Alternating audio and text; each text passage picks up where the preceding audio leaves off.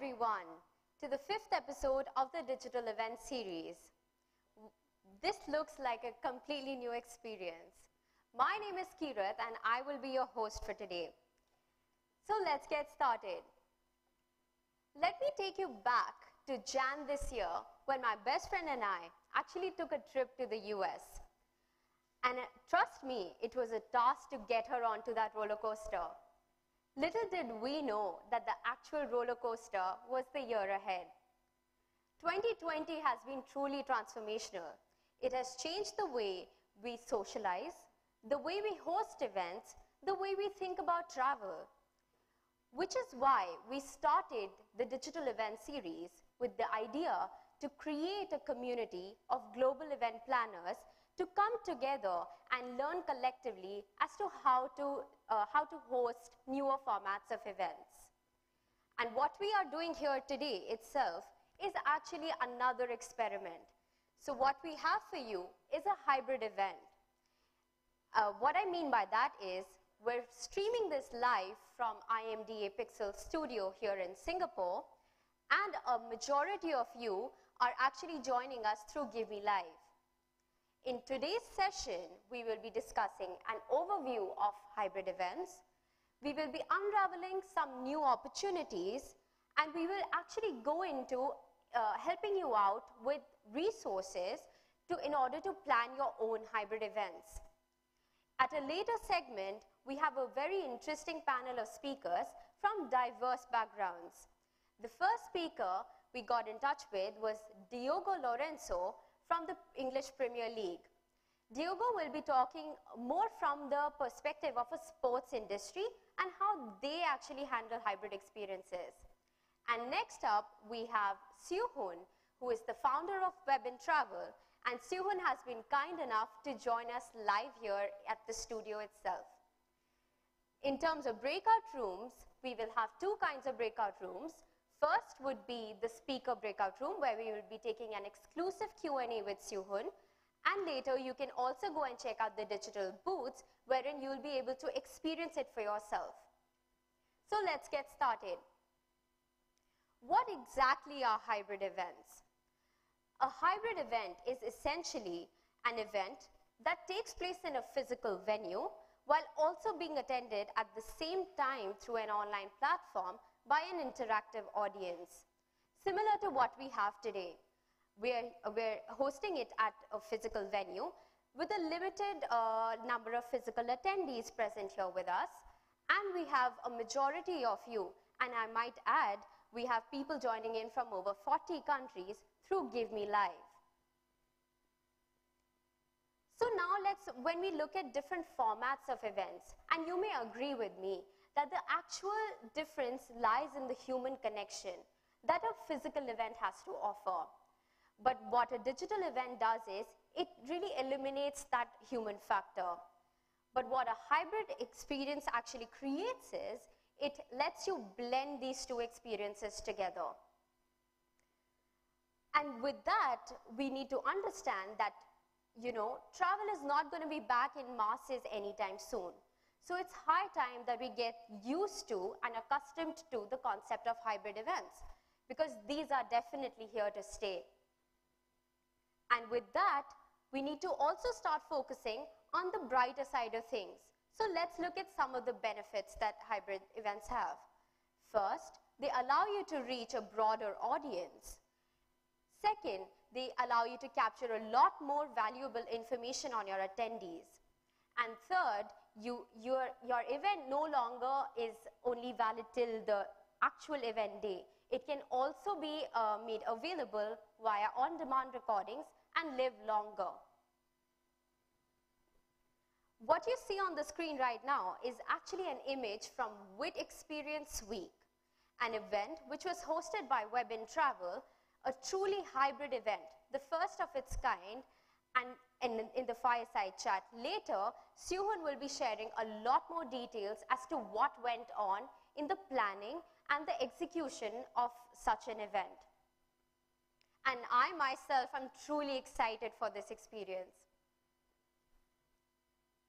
When we start looking at hybrid events, we need to focus on the unification of experiences, because that's essentially what hybrid events would mean. Now let's look at an industry which has been doing this for decades now. Let's focus on football, for example. And if you notice the English Premier League, you'd see that they're able to engage their fans so well that even if your fans are unable to reach you at the physical audience, they will tune in live, watch it on their television screens, even on their phones. And what that really intrigued us to actually understand how they're creating such experiences. And so we went ahead and we got in touch with someone from the English Premier League. And when we got in touch with Diogo, who's been driving fan engagement and ticketing operations for Brighton and Hove Albion, we really learned as to how they've been doing, how Brighton has been doing this for their own fans and maintaining such a consistent fan engagement score. And at a later segment, we will actually be playing a clipping of like an edited version of that interview that we conducted with him. I'm sure you guys will learn, will have a lot of key takeaways from a sports view angle. And now when we start planning our entire hybrid event, we need to focus on the different parties that are involved. Let's start with the attendees. You need to ensure that you're able to create a unified experience for your attendees. That means you need to be able to make sure that your audience is sitting at home don't feel that they're missing out or anything. Let's eliminate the FOMO component of things. That means you could have a uniform platform where they send in questions. Even the polling, the way they do, it should be uniform for both kinds of attendees. Next up is the speakers at your event. A speaker is actually the backbone of your event. What you see on the screen is actually a hybrid event which took place at Marina Bay Sands studio here in Singapore, where there were physical speakers joining us in the studio itself. And then we had Miss Karen Bollinger, who actually moderated this event virtually. She was joining in from Melbourne. Now that's a truly hybrid experience in terms of speakers. Let's look at exhibitors. For those of you joining in digitally specifically, would have noticed the Gevme Live library. Now what this actually does is, it tries to simulate the actual physical venue in a 3D way. As you can see in the center, you have the main stage where the actual presentation happens, and then on the right side you'd be able to notice some booths, digital booths. At this point I also want to highlight that you should definitely try and experience those digital booths for itself, where you'll be able to understand what are the newer opportunities you can use to exhibit and how you can sell this value proposition to your sponsors. And at the below, you'd notice that we have the G kiosk. If you click on that, you'd be able to see the entire kiosk and interact with it in a 3D element. So that's really more about unifying your exhibitor experience. Even when we look at the organizer experience, hybrid events are definitely possible to be done with the hybrid organizer panel. What I mean by that is, let's take this example of this event.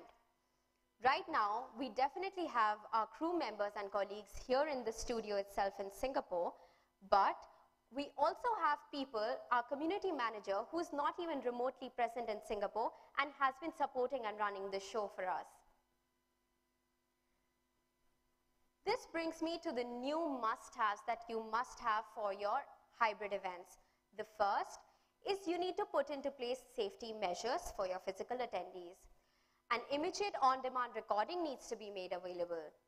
Free and reliable Wi-Fi, and your event managers now need to be digitally savvy. And now let's try to unravel some new opportunities. Hybrid events are actually giving us a reason to embrace innovations. What you see on the screen right now is actually a hybrid panel of speakers where the speaker in the middle is actually joining through a hologram. How cool is that now? Earlier you'd find that such things were, we know that holograms have been there for a very long time. but now you're actually getting a reason to actually put it to practical use. Next we have telepresence robots. Mind you, this image was taken 6 years ago. And at that point in time, you would have thought of it easier and more natural to just fly down your speakers. But now, and at that point, you probably thought this was too gimmicky, but now it actually gives you a reason to get your speakers to join in virtually and sort of try to simulate it through a telepresence robot. Next, a hybrid event allows you to do is it allows you to capture a lot more information, which usually at a physical event you wouldn't be able to. Simply putting it, the dwell time of a person in and out of a session. Right now, you'd be able to, because of the digital element in it, you'd be able to tell when an attendee entered a session and when they exited. This tells you a lot more about your attendee profiles, and it helps you create the entire persona, and in turn, it allows you to plan better for your events. Lastly, I wanted to talk about this, where traditional events have actually been causing a lot of wastages. And what hybrid events actually help us do is, they help us go green. What do I mean by that? Let me take a quick example. So at a trade exhibition, let's say you have around 150 exhibitors with about 10,000 visitors. Let's say each exhibitor on an average prints about 1,000 brochures, and every brochure on an average weighs around 20 grams. If we do a quick calculation there, that actually means that that's 3 tons of paper. Now, you might think as to what that translates into. That actually means it impacts 72 trees. Now, to me, that's extremely alarming. And what hybrid events allow you to do is, they allow you to go paperless. For me, that's the silver lining of things.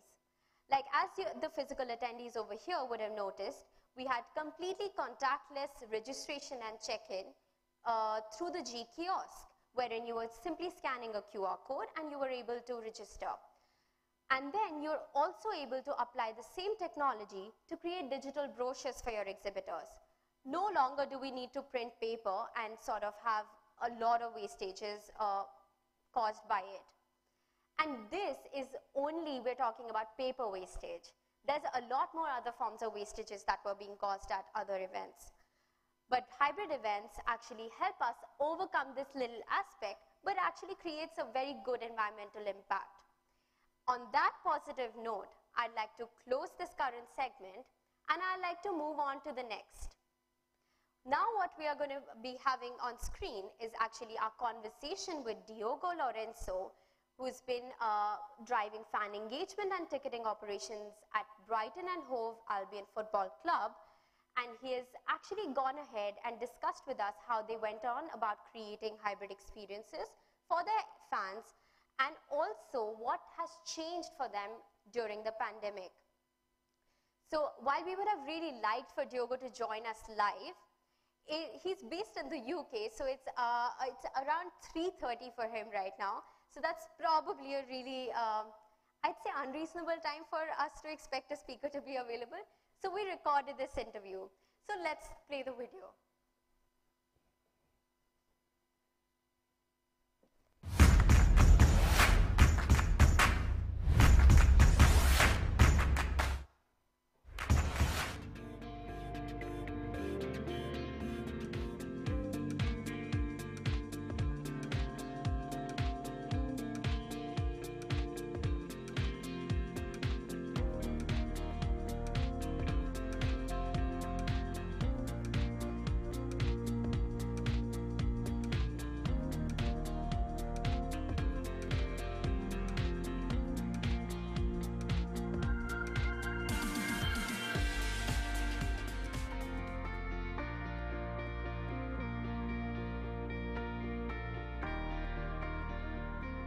Morpay could be in here, Morpay! Oh, he's found the winner! Possibly the last kick of the game, the bench is up, everyone around Neil Morpay. Welcome, Diogo. Thanks for joining us. Hi all, very pleased to be joining you. Brilliant. So let's get right into it.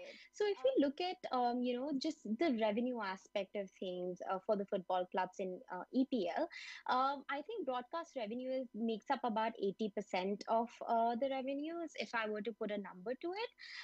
Is it then a major impact to the football clubs in EPL if the match day revenue is, nearly zero, or does that, how does that work? Like, how's the club taking it? Yeah, broadcasting rights are high because media and commercial value of the league for what it represents the league with fans. Not having fans in the stand will not only impact on the match day experience and the revenue, but will also impact on the value of the league, especially the Premier League is one of the leagues where the most of the fixtures are sold out. So if you take out fans from that equation, you are reducing the value of the league itself. Sure.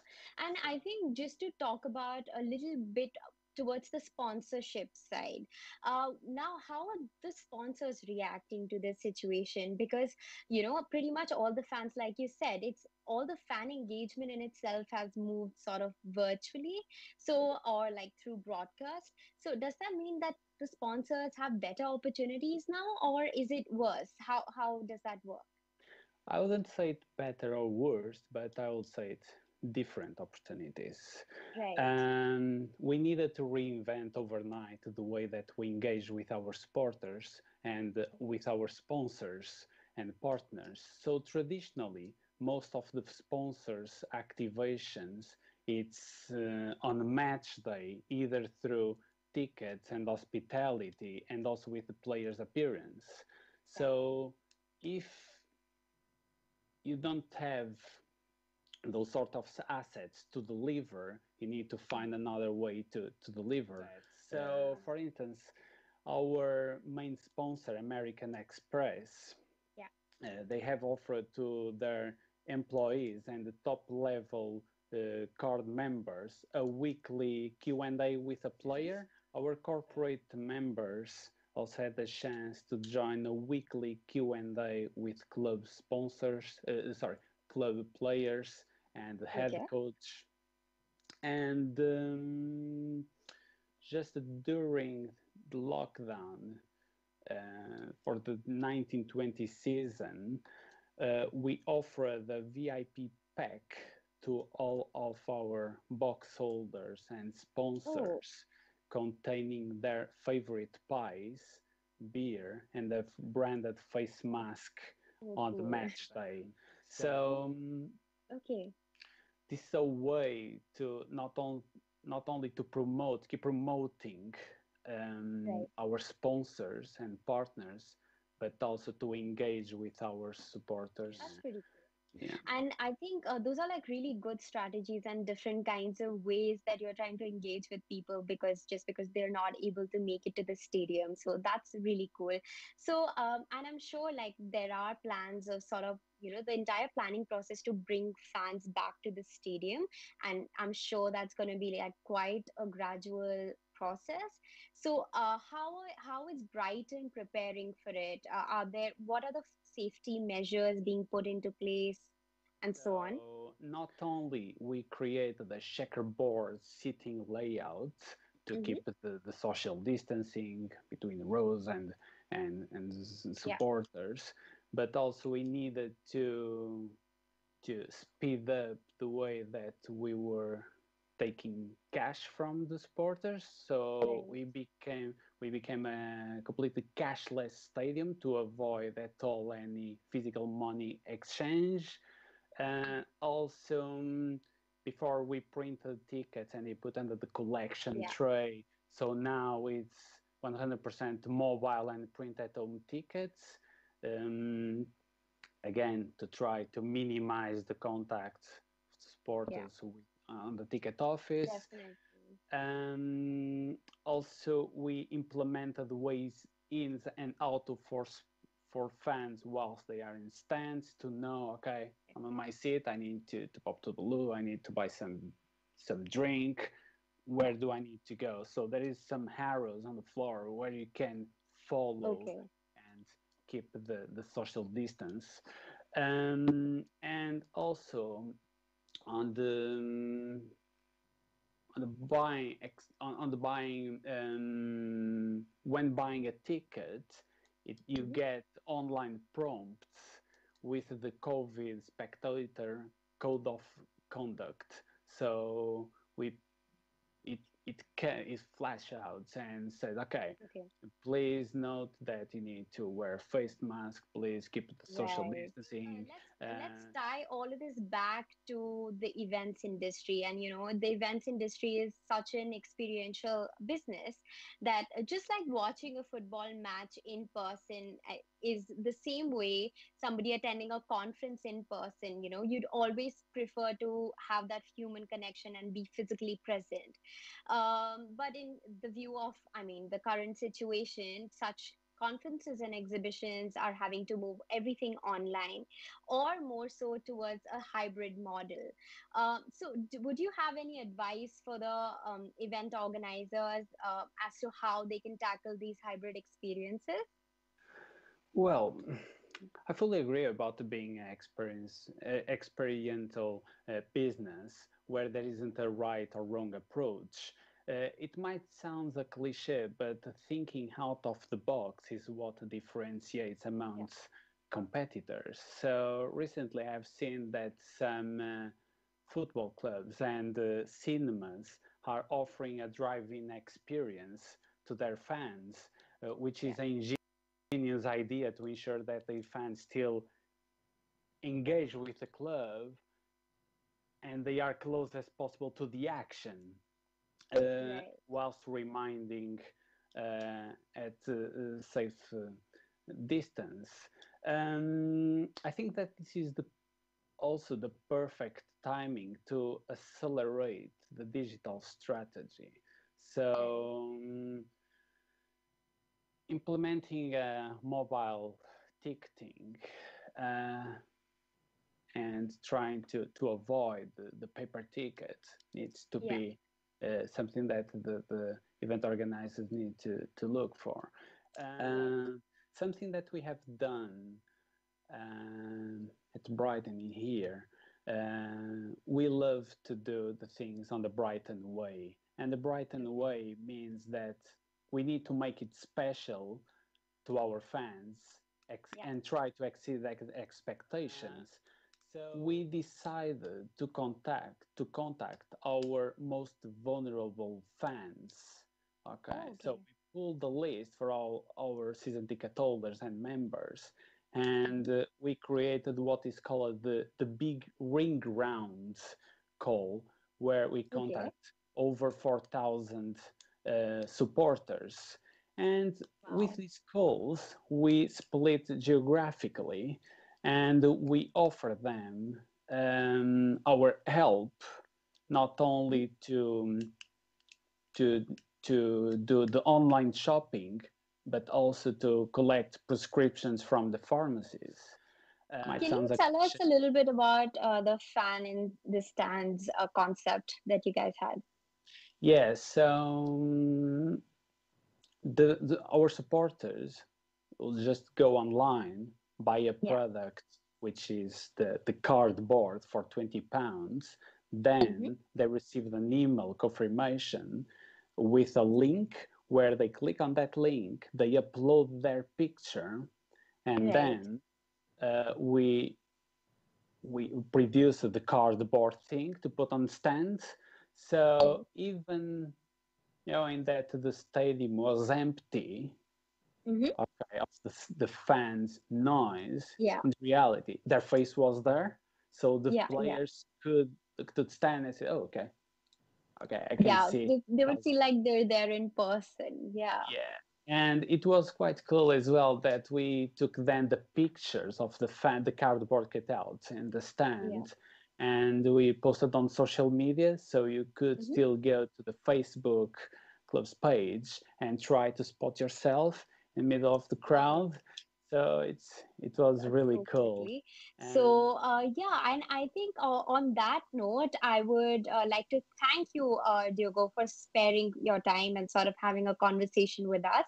And this is definitely a very insightful conversation, and I'm sure our audience has learned a lot from it. I really appreciate you taking out the time, and thanks a lot. thank you very much. So stay well, stay safe, and keep enjoying. Thanks. Yeah. So that was the interview that we had with Diogo, and I hope you found it useful. For me particularly, the example of sort of bringing the fans in the stands was rather intriguing, wherein you could actually make it seem like your audience is there with you physically. So I think with that, I'd like to move on to the next segment, which is a fireside chat. The fireside chat is actually going to be hosted by Elizabeth Rich, who's joining us virtually from Sydney. And Elizabeth has been associated with the business events industries for over 40 years. So we're glad to have her on board. So if we can have Elizabeth on the screen. And I'd like to invite upon stage Hoon, the founder of Web and Travel. We're thrilled to have you on board, Hoon, and let's get right into it. Elizabeth, over to you. Well, thanks, Keerat. Can you hear me? Yes. Hi. Hi, everyone. I hope you can hear me. And thanks a lot, Keerat, and well done, Gevme, for actually providing these educational opportunities. That's great. Hello to everyone watching around the globe, and great to see you. I'm sorry it's not in person, but I'm looking forward to our chat. Are you ready? As you know, I've known you a very long time, and I've watched you make that rather unusual jump from travel journalism to starting up your own conference, which I can see has built into a very successful web in travel, or WIT, over I think what is now 15 years. So it's interesting that while you're still writing about travel and tourism, you've actually got skin in the game, in the conference game. And again, I think that's an unusual situation, but it's great. You've made a real success of it. But what I do notice is that for many years, you've referred to yourself as a conference producer rather than a conference organizer or a manager. And what's the difference in your mind? So Exactly. for me to run a successful conference, it requires more than organizational skills, right? Running a successful event or experience requires conceptual thinking. So that's why I'm a really bad organizer, actually. So I thought producer sounds better, cooler.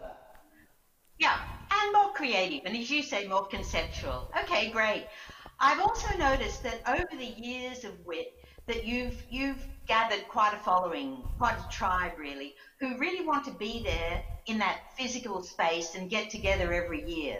So this year must have been a huge challenge for you, and I know a lot of others, but I noticed you didn't mew, you just plowed on, and you must have considered at some point maybe not holding it this year. Why did you decide to continue?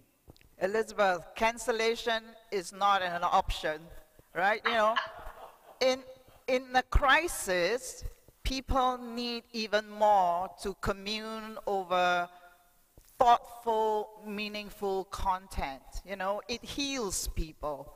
And from the beginning, since March, my team and I have organized like 30 virtual events. I mean, we just went out there just to give people an excuse to come together, you know, and we were all in shock. We were all grieving, you know, because the travel industry has just been devastated.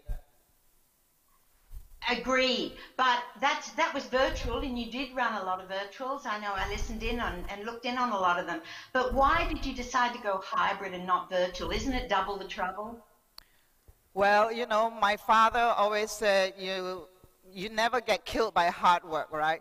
And when we were given the opportunity to go hybrid by the Singapore Tourism Board, you know, when they came to us and say, there is a possibility that we could have a physical event, by October 1, we absolutely just leapt at the chance. I mean, what a privilege it is, right? You know, and I just thought we could break new ground by testing a new medium, but linking it to that most old-fashioned of human desire to be with each other. You know, and so how could my team ever say no to that? It was a challenge that we wanted to grab. Okay, you jump right in, but I know that that your company, North Star, was looking at a lot of different platforms, and they're springing up everywhere. So I'm interested as to why you chose the Gevme guys to operate your platform for WIT. Yeah, I mean, as you say, we went through shopping for a lot of platforms. It was a bit like shopping on Lazada, but a bit more complicated, you know. And lots of people coming and promising us the earth, lots of demos and all that. But I think in the end, I wanted a human that I could brainstorm with and co-create with. And I was lucky enough to meet Vimal, who's the founder of Global Sign-In and Gevme. And I saw in him somebody who was like-minded enough, who would be prepared to go on this journey with us, you know, that we didn't know where we were going, but we kind of knew what we wanted to get to. And I felt like I needed a human to co-create something that was not cookie cutter and that was unique and special to WIT. Okay, well, you've always set a very high bar for yourself, and I also know that you've always been a true believer in live physical events. So I'm guessing you're hoping it's all going to click back. But I wonder what you have actually enjoyed and what benefits you see in the virtual world. I love the timelessness. I love the borderless. I love the boundarylessness of it, you know. So it's a completely open world, whereas the physical world is very defined. So I love the limitless possibilities of a virtual world. Well, they're very, very positive aspects, aren't they? I mean, that's a real case to be made for hybrid, I guess, to get the best of both worlds. But when you started working with the Gevme guys, I know you well enough to know that you would have been pushing the envelope. You know, you would have been trying to do something better, different, creative. And so tell me how that went. What envelopes did you push? Well, you know, the fact that they're still friends with me and the fact that they've invited me today to speak about it means, well, we're still friends, right? But I think we wanted to push the envelope together, and I say 2 envelopes we pushed were related to human skills, not tech skills. Okay, the first is communication skills, right? Gevme was working on multiple projects. We only had our one project to work on, right? Now, I don't want to generalize, but techies are not very good at communicating sideways. They're very good at communicating. They love to put their head down, fix a problem, right? Events people... And they're staring at you right now. Yeah, events people are similar. Events people, like you, only want to produce your event. And so it was a question of getting everybody to look up and then sideways, you know, and bringing the teams together to understand the big picture of where we wanted to go to, and then have everybody aligned. So for me, in this new world, the person with the communications superpower to communicate across disciplines, verticals, cultures, I think that's a superpower that we need for this new type of event. The second challenge I think we pushed was on design thinking, right? So we wanted a user experience that was specific to it. So we wanted an open road, but technology kept pushing us down this narrow road. So we had to basically say, guys, you know, I think Jerry and I, we drew like a whiteboard, and we say, this is how we want our user experience to look like. And it was like a child's drawing. And we said to the tech, can you deliver? So I think that's the next challenge for tech companies, is design thinking. It's thinking about the UX and the UI. And the fact that Airbnb has just hired Apple's Jony Ive speaks to me, you know, critically to that need for tech to take that next level up. So those would be the two envelopes I think we pushed. Do you want to expand that a little bit more? What's that Airbnb news that you just said? Jony Ive, who is Apple. Who is that? What is that? He's the man, you know, he's the in god of terms Apple, right? And Airbnb. So he's a big design engaging thinker. The Apple guys. Yes. What are you suggesting?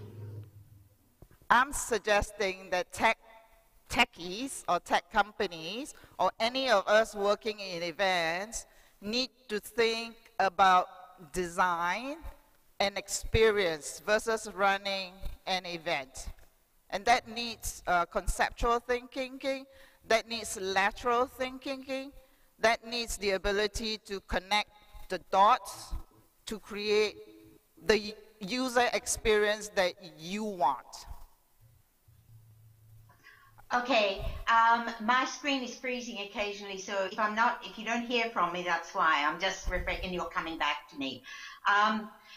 Actually, you obviously made it, you got there, and I know that the question that I put to you about pushing the you also, similar question you asked Vimal from Gevme, and I saw the answer, and I think it's probably worthwhile saying something from their point of view as well to see if that sort of matched up.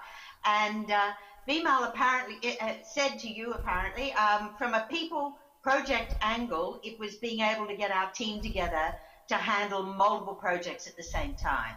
And since digital and hybrid events are pretty new to most organisers, a lot of the projects that they were working on were very high touch.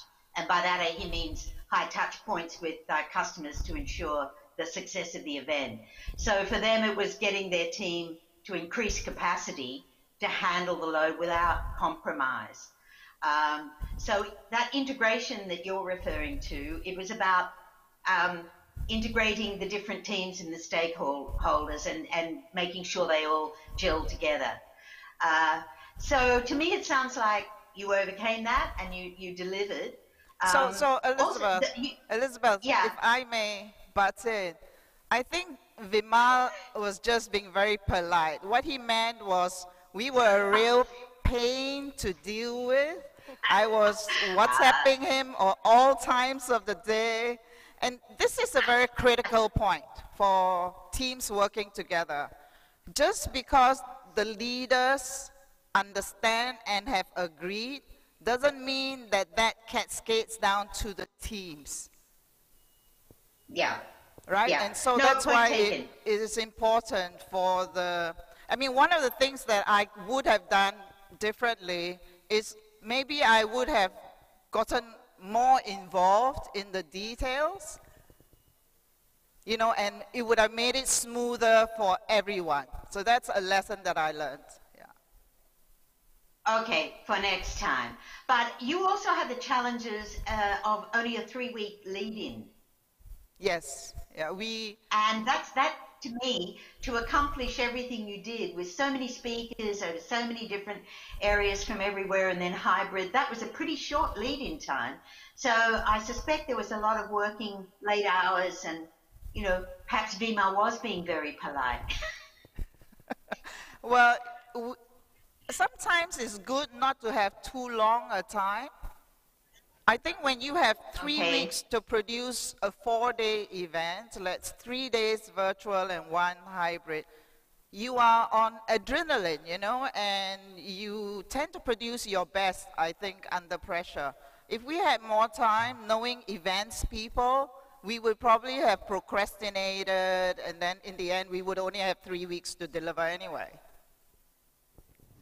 Okay, so your message is when you put the pressure on, you can get it done and you can still be creative. Okay, but you've got to tell me now, let's be brave and frank. What went wrong? What went wrong?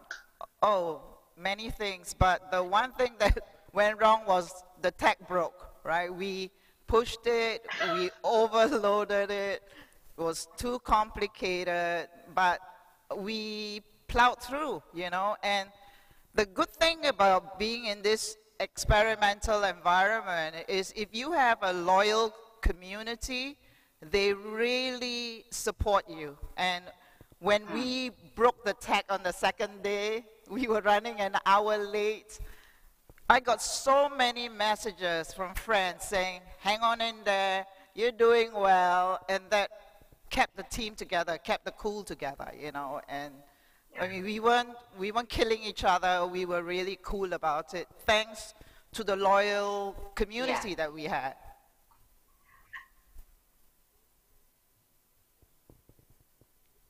So the tech broke, we broke it. What I would do differently is I would not, you know, I would simplify the content. You know, I am a journalist. I love content. I think everything is interesting. So I tend to overload the program. And with a virtual event or hybrid, you don't do that. So simple is best. So, I think Elizabeth is not hearing me. All right, so what's the next question? Maybe we have questions. Elizabeth, can you hear us now? Yes, I can. I'm sorry. I'm under pressure here with refreshing and getting you back. So I just wanted that point that drawing on goodwill of the audience. I think especially this year, which is a tough year, making in a big way, that we do need that goodwill to get us through. And I think maybe in a year's time, when all the platforms have settled in and we know what we're doing, there perhaps there'll be higher expectations. But for the moment, I agree with you. There is a degree of goodwill in working through this. So you say don't overload it, keep it simple. You did actually seek feedback from your virtual audience and your physical audience. So how has what they said to you informed you for your future events? We did our survey on the platform, on the Gevme platform, plus we did a post-event survey. The commonality was people like the fact that it felt like an experience because we actually added tours in there, we added cooking classes, dance parties. We didn't want to take away the Singapore experience just because it was a virtual or hybrid event, you know, so we wanted to do, so they liked the experience. They like the storytelling and the theme that you had to go from episode 1, 2, 3, 4 to get the whole story. So that sort of story arc was very important. They also like the fact that we did a collaborative piece of art with them. We gave them a blank canvas. We asked them to put in words to describe Travel 2025 on the first day, and by the fourth day, we actually created a physical piece of art that was abstract, and we auctioned that off for charity. And it fetched, you know, $18,000, like just from that piece of art. So people wanted a physical memory, right, of something that was historic. And so I think they liked that physicality of it. What didn't they like? The tech glitches, like refresh, OTP, cannot get in, you know. So those tech glitches, I think, but that's going to improve. That's going to improve. What else didn't they like? Well, I guess the fact that we are still standing here. They didn't like the fact, no, I know. They didn't like the fact that they couldn't be with us. So the virtual audience was watching us in this physical space, and there were 40 of us. We weren't allowed to socialize between cohorts. So we had a cohort of 20, a cohort of 20. We couldn't interact. But when they saw us physically, I think there was this sort of, oh, I want to be there. Why can't I be there? So I think it brought out that yearning to be there. Yeah, that yearning for human reaction. And I think, did you say they didn't want to go home, the ones that were physically there? Yeah. They were so pleased to see each other. You know, one of the things in Singapore is people love their food, right? And we thought, no way will they stay with us from 2 p.m. to 9 p.m. without food, because we couldn't do any catering. But Marina Bay Sands was very sweet, and they prepared bento suppers for us. So we got to eat at 9:30. Now stop it, I'm getting jealous. I'm getting and they jealous didn't want to thinking go about home. it. Hey, we have 5 minutes, and I want to get through a few quick questions in the meantime. So quickly, the physical side of it at MBS Marina Bay Sands, health and safety. I mean, I could see from the studio shots, you kept everyone at a distance. Like here temperature too. checks. Like here as well. Temperature checks. Yeah, I mean, we had to have all those regulations for sure. Okay. And the Singapore Tourism Board was very supportive in helping us implement those. Okay. Now, the one thing I wanted to have a chance to discuss with you before we wrap it up is this this sort of change that's happening in our industry this year that has been speeded up as a result of COVID. Everything has, and I know that you don't like definitions in the industry and everything put in boxes, but what do you see happening with the industry on a bigger picture in terms of those definitions in those boxes? How do you think the mindset is going to have to change?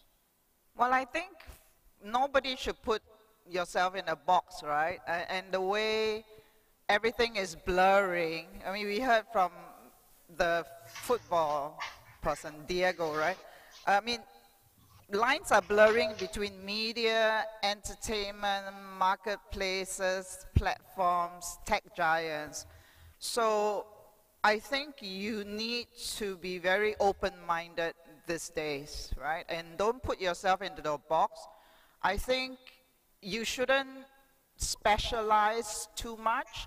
I mean, have your core competence, but I think you should think very big picture and become more generalist and be able to manage projects on their own, which is going to need multi-disciplines.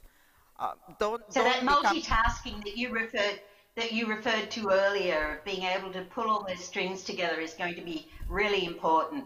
And I heard somebody say, think cinema, not theatre. So I'm guessing that we're going to need more broadcast quality studios rather than auditoriums. Yeah? Yeah, but beyond the hardware, though, I think you need people who know how to produce, create content, think different formats, you know. So I think the human element is going to be so much more important than the tech. Yeah, and we're going to have to make that emotional connection, and we're going to have to know how to do it virtually as well as continue to do it in person. I totally agree. So for all those people out there, those depressed events people around the world who are just wishing 2020 away and hoping that things sort of snap back and looking for our brigadoon to reappear, what final advice would you have to those people? Well, I don't see a lot of depressed people in the audience here. They look, you know, pretty happy. But I think this is a very exciting time. I think you should just go out, do it, fail, fall, pick up, you know, and just do it. It's so strangely exciting. like new stuff to try. So get out there and do it. I agree with you. I totally agree with you. And although I know you think me very crass whenever I bring up money, a lot of event organizers, associations, whatever, exhibition guys, they need to make a buck at the end of it all. Did you guys are a charity, even though you do a lot for charity, did you manage to come out with a profit this year?